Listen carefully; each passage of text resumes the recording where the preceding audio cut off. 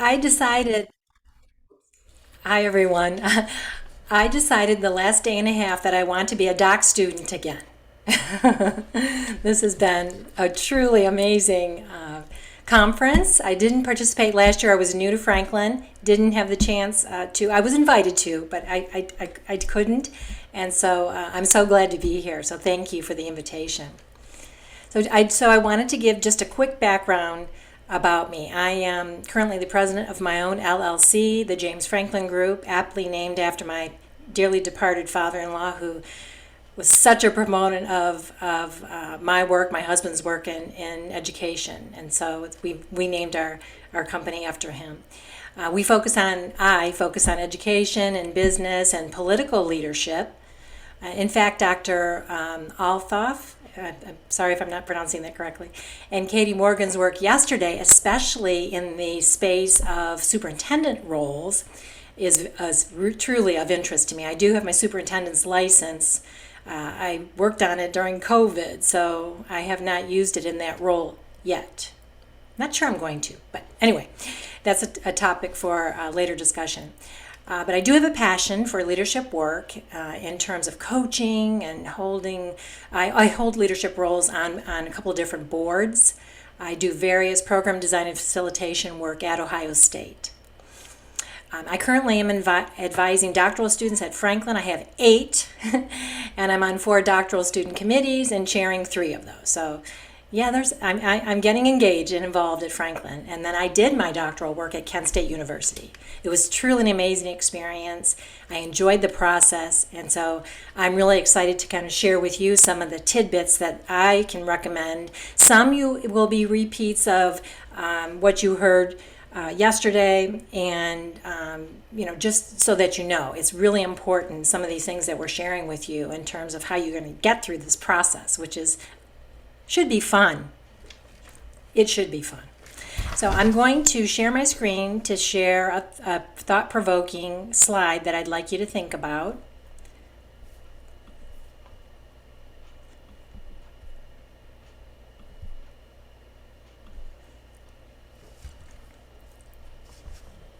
So take a second to take a look at this. You don't need me to read it to you.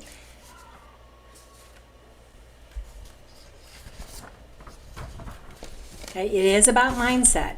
And so you've heard from our keynote yesterday and what I will share today and some other little tidbits earlier that really is about staying focused, staying consistent, and how do we do that is setting the tone.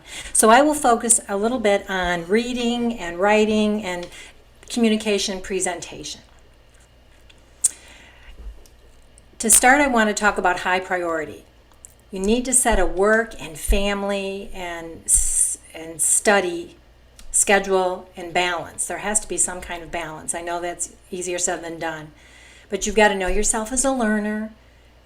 You will need ongoing support, not only from your faculty and your colleagues and your peers at Franklin, but everybody else who's around you and knows what you are doing. You need to talk about it and share with them your excitement and your enjoyment, but also it'll help them understand that your time is limited and this is your focus right now, is getting through your studies. So you need to set expectations with all who support you. They need to be educated. And it'll be fun for you to do that and talk about the work that you're doing, and that will help your work become more clear for yourself. The more you talk about it, the clearer it becomes. It's very, very easy to get distracted and off task, and frustration sets in. You've heard this. You know this. You've experienced this. We all do in life, and certainly through this process. Set up an area for your study, a space that is good for you to focus and do your work and stay on task. That will be very important. And take care of yourself. That has to be a high priority. Whatever that means for you, if it's exercise or other reading non-related to your study, watching a movie, taking a trip, etc., whatever that is, I encourage you to continue to do it for a break, of course. We all need to do that. So what I'd like to do is each time I get through a section here, I'd like to, for you in the chat, if you would please, share some what I just shared with you, what I call high priority. Share some examples or ideas or thoughts that you have related to something that you are doing in that high priority list of items I just mentioned. Okay, especially, how are you getting yourself in the right mindset to do this work? So if you would share some things in the chat, that would be great. I'm going to stop sharing my screen.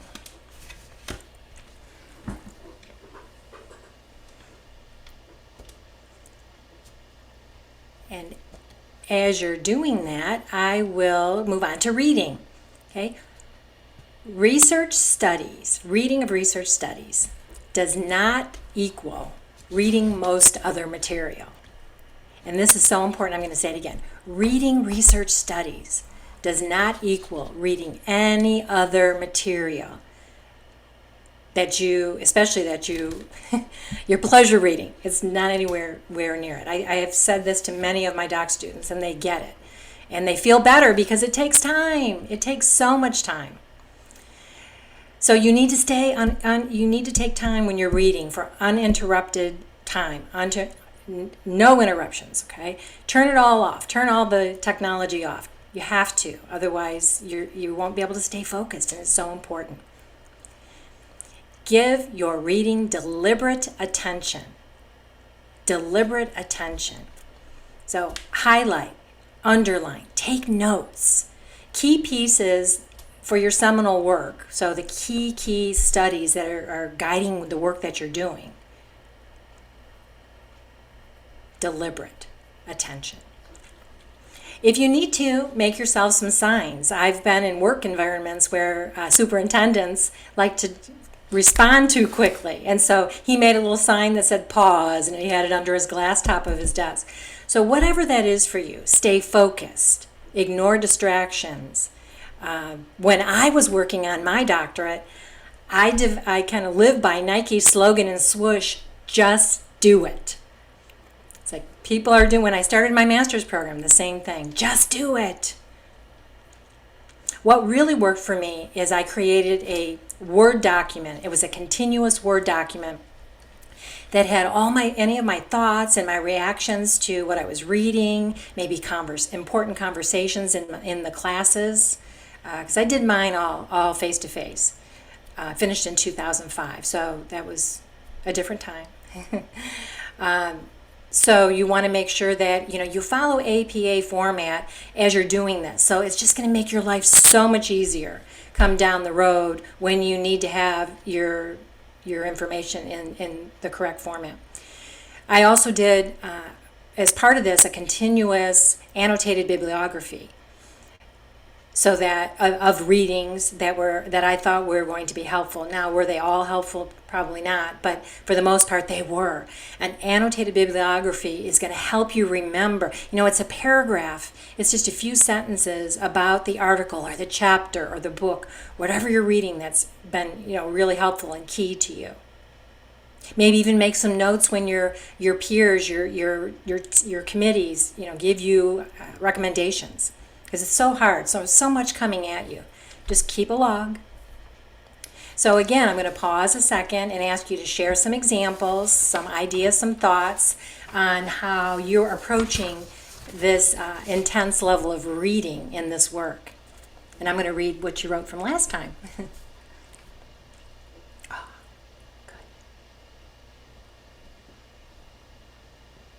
good. Good. Love it.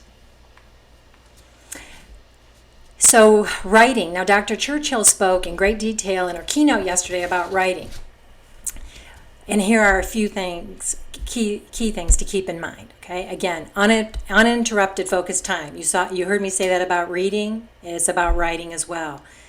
Give your writing the same kind of deliberate attention. You really need to give the focused time to your writing as well.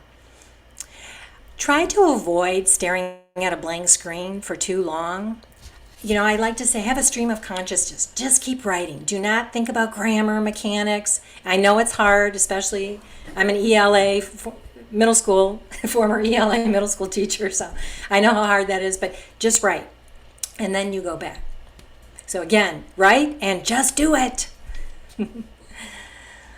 So you've talked about your writing, you've talked about the high priorities. Now, what are you doing with reading, excuse me, what are you doing with writing? So if you'd share some of your thoughts and ideas on how you're approaching your writing. It's probably similar to the reading, I would guess.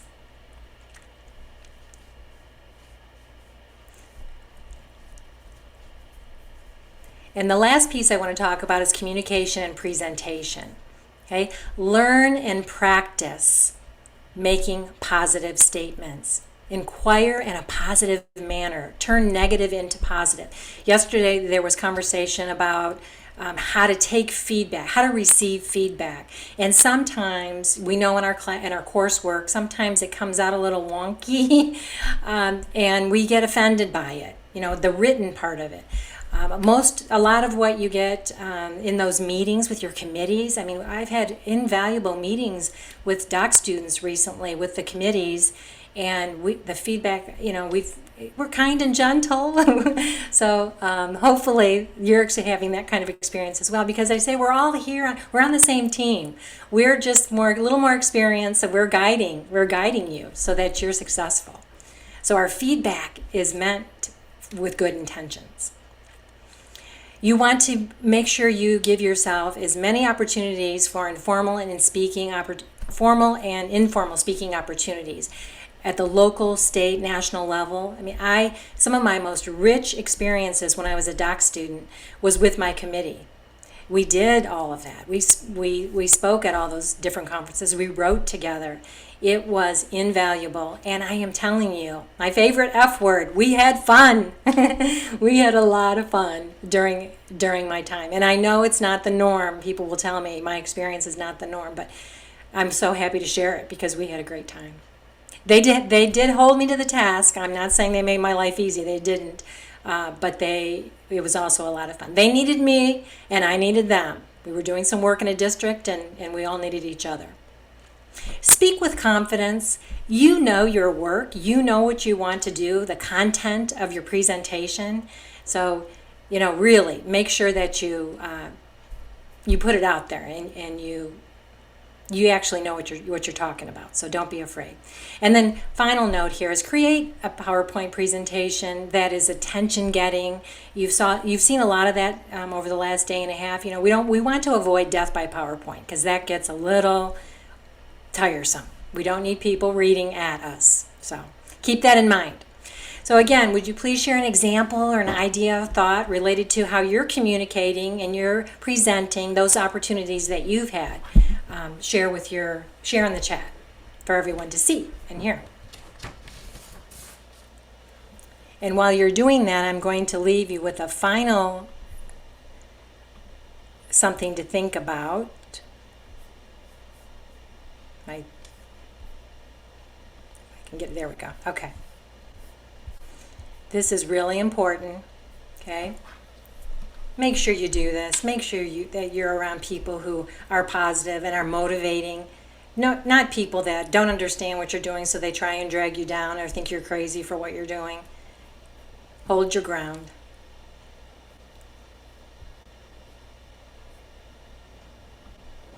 And with that, thank you so much for the opportunity. Boy, 10 minutes and that's the other thing. You got to learn to talk fast. Dr. Thomas, thank you so much. We appreciate your joining us today, and thank you for your wisdom and experience. I'm not currently seeing questions in the chat, but I am seeing people respond to the questions you posed to them, which is wonderful. Yes.